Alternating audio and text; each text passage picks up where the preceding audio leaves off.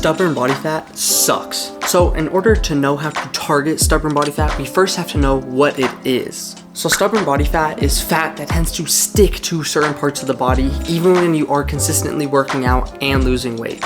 Some common areas of stubborn body fat include your thighs, hips, and stomach. Now, of course, we can't all choose exactly where to store our fat, but this will be determined by a variety of factors such as bone structure, body type, age, and sex, and many other factors. So as a more extreme example, there are a couple different types of obesity that take place as you get older, this being android obesity and gynoid obesity. Android obesity is when there is more fat stored in the upper half of the body, kind of creating this apple shape in a sense, and this is much more common in men. Gynoid obesity is much more common in women, where most of the fat is stored in the lower half of the body, creating this pear shape.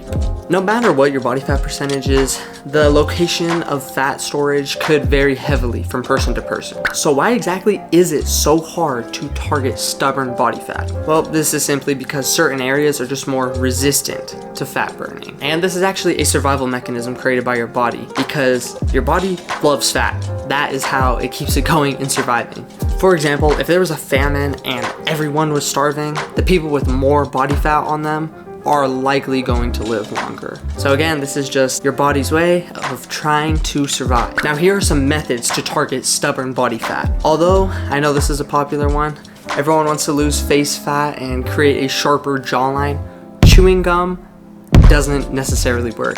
Yes, it might feel like those masseter muscles are working and you might feel a burn in your jaw, you might get tired, but that does not mean it is actually burning fat in that area. What might help with this is a caloric deficit while being consistent with your strength training. And this caloric deficit is something that should be taken slowly and with care, so take your time and try not to rush the results. And with your caloric deficit, you don't need to go overboard with it. You could just take whatever portion sizes you are eating and slightly decrease the size of those, or you could just take away one snack or just snacking in general throughout the day, and that is a safe and simple way to put yourself in a caloric deficit. Hey Lucy, looks like you need to be in a little bit more of a caloric deficit, huh?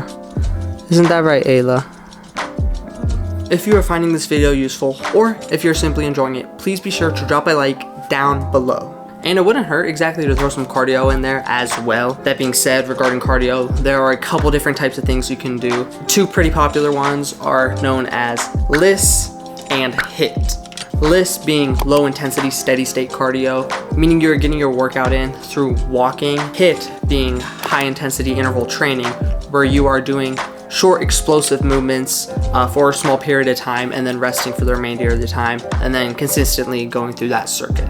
That being said, these two different intensities target different macros that you're trying to burn. So LISS utilizes fat for energy, meaning you are burning more fat, and HIIT utilizes carbohydrates for energy, meaning you are burning more carbs. Of course, having a healthy and balanced diet will help as well. You don't want to be stuffing your face with a bunch of junk food and fast foods, processed foods, sugar. And one thing I can't stress enough is getting enough sleep. This is phenomenal for your life in general. It helps regulate and reset, recover all your hormones, helps your metabolism, and has many more benefits to it. Now in the fitness industry, you've probably heard something like abs are built in the kitchen, and that is very much true. However, I do think one aid to that is slightly underrated is working out your abs in the gym as well. Now, just to be clear, there is no ab exercise that is going to get you a six-pack if you are 37% body fat.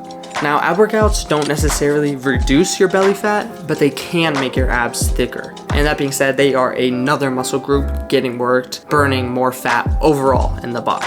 And by making your abs thicker, this helps them become more visible at a higher body fat percentage than you would see without hitting them at all. That is a huge reason that I hit abs, whether I'm bulking or cutting, because I do like to keep the thickness of them. And when I'm at a heavier body weight, I do like to still see at least some sort of abs if I can. And I do have a follow along ab workout video, which I will post in the description down below. So be sure to check that out if that is something you are interested in. Let me know if you have any other tips for targeting stubborn body fat in the comments down below. Don't forget to subscribe for more content like this. And here is the video YouTube thinks you'll like next, so be sure to check it out right here.